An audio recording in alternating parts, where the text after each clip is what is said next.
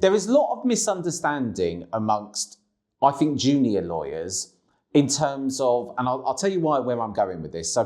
So often we will get calls from a lawyer out in the regions, maybe Manchester, maybe another city, saying, I've seen this role on the website or the internet that's paying 100K. I'm an NQ. I want to apply for it. And there's a lack of understanding that within London, there are several markets within a market. And, you've got city firms where if you're working for a smaller regional firm, you're not probably going to you're not going to walk into that kind of role and environment. So to explain the differences, because there is differences within London. So I think the first category of firms is you've got firms within Greater London. So typically firms that are in zone 2 to zone 6. So it could be, I would even call Camden. Camden, you could call that central London, but I would call that Greater London because it sits out of the West End and out of the square mile of the city. So that's Greater London. You can have great firms in Greater London. There's great Legal 500 firms. There's great specialist firms, lots of high street firms, a nice lot of variety. And then you've got firms that I would call high street firms that have an office in the West End or the city. So they will be firms that deal with run-of-the-mill work for people, perhaps office workers that want a lawyer near where they work for convenience. So that's another category. Then you've got West End firms. Now, I love West End firms. I love them, love them, love them. I'm very biased towards West End firms, but I'm going to try not be as biased in this video.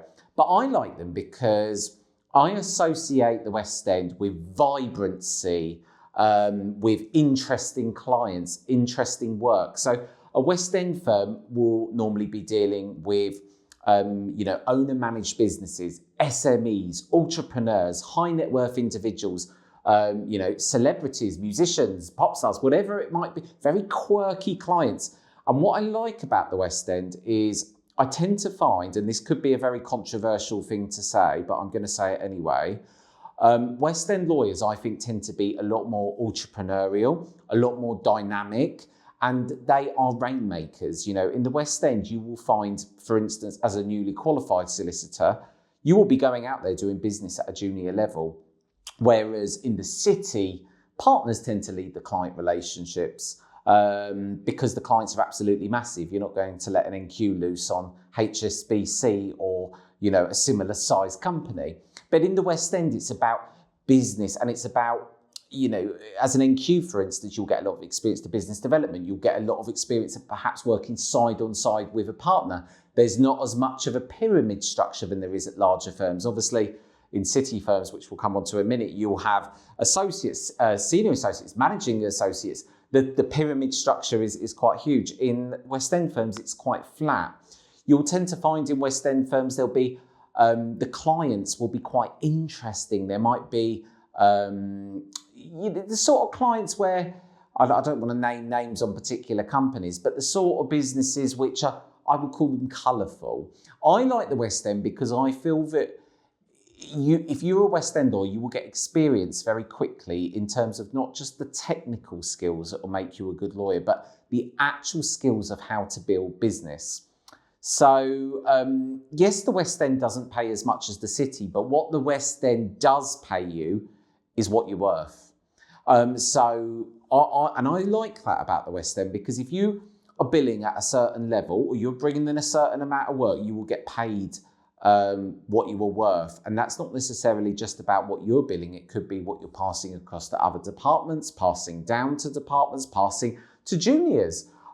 So that's the West End market. You tend to find in the West End there's a lot of specialist firms. So for instance, you'll find a lot of specialist litigation practices which will deal with the same caliber of work as top city firms, top city firms. You will get specialist media practices, sector-focused firms, and you will find that those specialist practices, the quality of work is on par, sometimes if not better than some top city practices.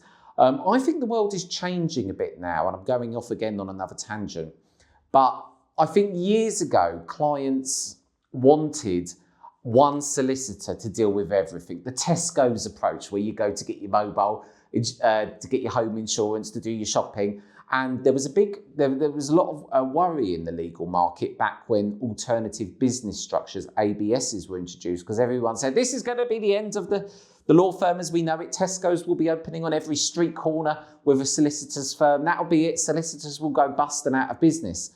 And I think that was the case a long time. Obviously, a lot of firms did very well off the back of the introduction of ABSs. But actually, I think that clients are changing now. I think that there's a real appreciation that people want specialists. They want to know they're going to a firm that really understand that particular matter. And that's why so many firms have done very well in particular sector focuses. So you find a lot of those in the West End. So, a lot of people might go, oh, the West End, the quality of work isn't as good. Well, actually, I would strongly disagree with that and say that the quality of work can be just as good as top city firms. So now we come on to the city. So the city typically for me is firms in the top 50. Some firms in the top 100 I might include, but really top 50. And obviously they don't pay the best salaries. Actually, US pays the best salaries, but the city isn't far off. And there's obviously been so much press over the last few years about the salary wars between the city and the US. The US puts their salaries up. The city then are competing to try and make sure they get the best talents by catching up. To be frank, city firms will recruit their trainees years in advance. You're not going to walk straight into a city firm if you're not already working at a city firm. A lot of candidates have a misconception that, just because they've got experience at a top tier firm in Birmingham or a top tier firm in another region, because they're tier one there, they're going to walk into a tier one firm in London. And unfortunately, it doesn't work like that. I'm not saying that it's impossible, but, city firms will want to recruit from other city firms. So then the question comes, well, how do I break into a city firm? Well, what you would need to do is you'd need to get yourself to a firm that one of those firms might recruit for. I'm not saying that it's impossible, but I'm talking about, what's the law of averages here? And, sometimes there's a lot of misconception. Sometimes I'll get a commercial property solicitor call me up and say, I've seen a job on the internet for, £130,000 as a 2-year PQE lawyer.